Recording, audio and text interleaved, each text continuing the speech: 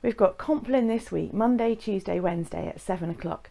For Monday's Compline, I invite you to bring with you some rubbish.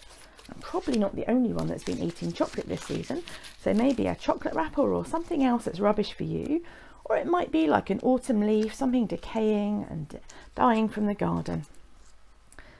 I invite you to have a go at making an Easter garden. This is the one that I've made. Invite you to make your own and do share your photos with us. We'd love to see what you've been making. To help you with that, we've got a video now that's about to play. But don't worry if you've not made one, you can enjoy looking at our pictures. Look forward to seeing you Monday, 7 o'clock for Compline. To help us as we travel through Holy Week, we're each going to invite each of you to make an Easter garden using things that you've got at home. In our churches, normally we would be building an Easter garden within our church for next Sunday.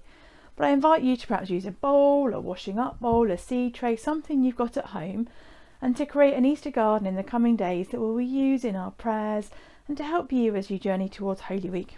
You'll need some soil.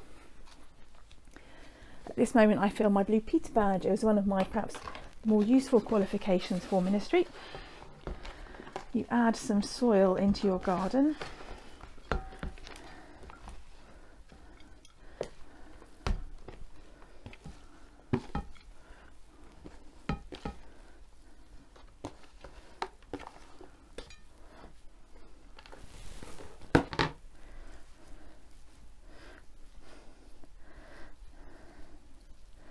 Now it's up to you how you want to arrange it. You make it yours with the bits that you can find in your garden.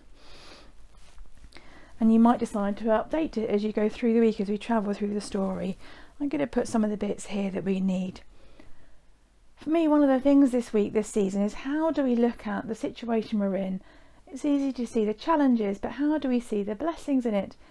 And I decided to go in my garden and pick out what would usually be seen as weeds and see how they might be used within this garden.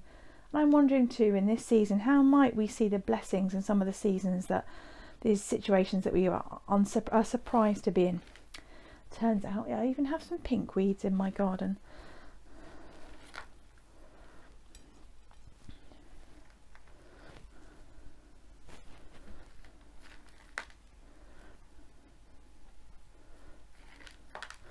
A bit of grass.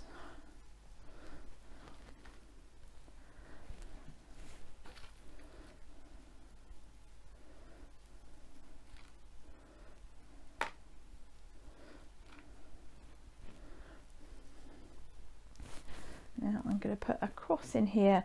This is looking ahead, but using some of the bits that we might use during the week. And I'm going to build over here. I'm going to build a tomb. Using some pebbles out of the garden, in fact ones that we'd painted earlier.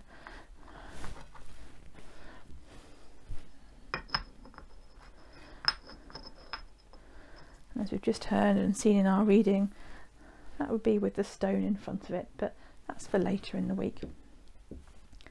One thing you might want to do is perhaps build a path. I've picked up some sand from the garden.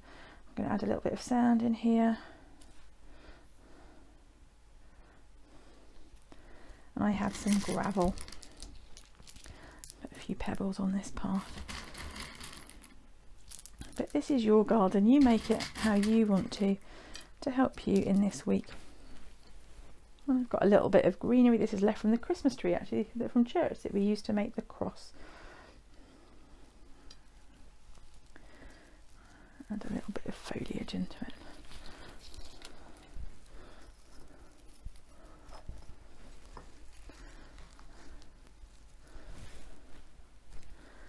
I invite you to be creative and enjoy making this garden. And we're going to use that as we come to our time of prayer, and we're going to use it again through the week as well.